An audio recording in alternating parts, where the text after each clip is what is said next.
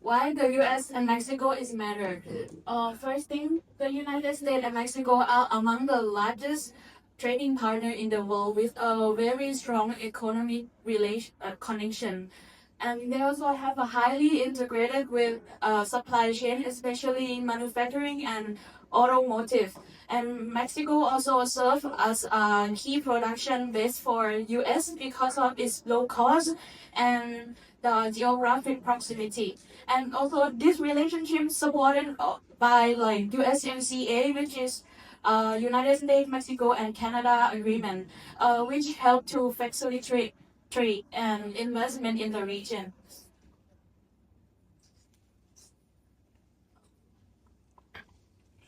So this is the Mexico and US trade timeline. Before the NAFTA happened, the Mexico and US trade was done that was like very relatively low because these two countries they try to protect their economy by with a high tariff in their economy. So there was very little like economic pollution cross border, and that's at that time these two countries' economy were not that deeply connected.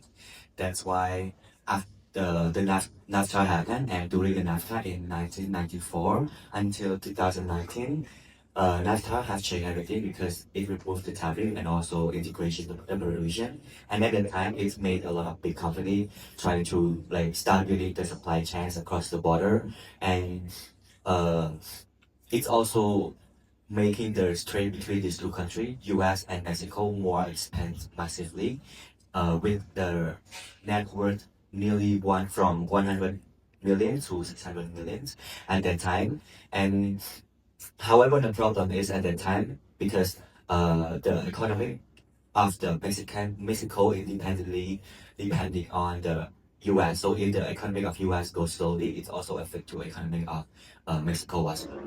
And I believe that we might be remembered in 2020, there was a COVID-19 outbreak happened. At that time, also a China tension occurred as well. So that also pushed a lot of big company move forward more closer to the pollution near the US. And at that time, it's also a lucky time for the Mexico because it's become a key location for more pollution because it's much cheaper than US. And later on by 2024, US and Mexico, they become each other largest partnership uh, that like worth the network between like around $1 trillion. Next slide. That's the graph of the Mexico-US trade timeline. If you see the orange point that have a 4 points, they show the downfall of the crisis. And for the first one is 1994 to 1995. That is a peso crisis. Mexico peso lost 50% for the value overnight. That makes the U.S. export to the Mexico cash the temporarily, but the recovery is relatively. So in the second, that is 2001, the communication recessions, the U.S. Economics slowly, then the effect to Mexico because the Mexico rely to the U.S. Market. So in the first 2009, that is the financial crisis.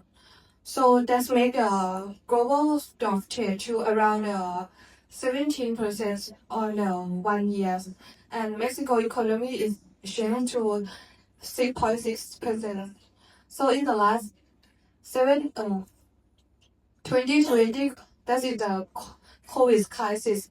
That's the shutdown of the industry and economics because we have a we have a lockdown for the overall of the global. So one is safety, as you can see, the rise of economic nationalism.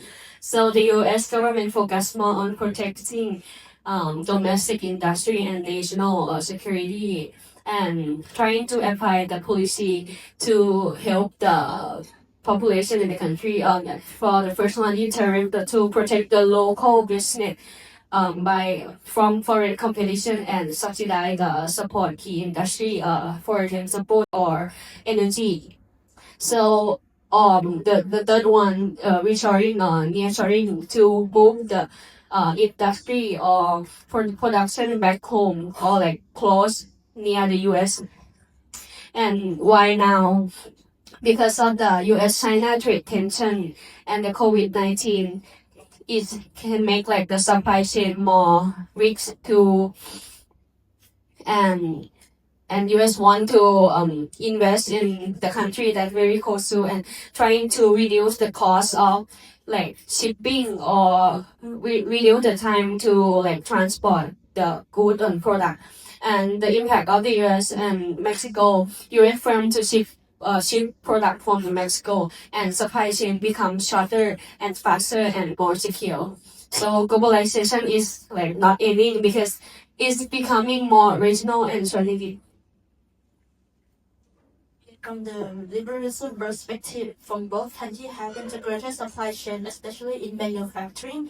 Many U.S. companies relocating production to Mexico because they can have a lower cost, and trade also can create a virtual gain between two countries. Like the U.S. benefit from the lower production cost, and Mexico also can gain like jobs and industrial growth. And in terms of institutions and agreement, the USMCA and NAFTA can help to reduce trade barriers and establish cool regional trade. So to conclude, we can say that the globalization is not declining; it's just changing its form. And the trade between these two countries, Mexico and US, is still remains strong. It just become more regional and strategic than what just mentioned. And if we view from a realist perspective, we might say that it's this shift because this shift happened because of the security concern. While liberal perspective, it would say that the trade might be can still continue, but it just become more in a selective way. So globalization is not ending yet; it just become more control and political influence system. That's all.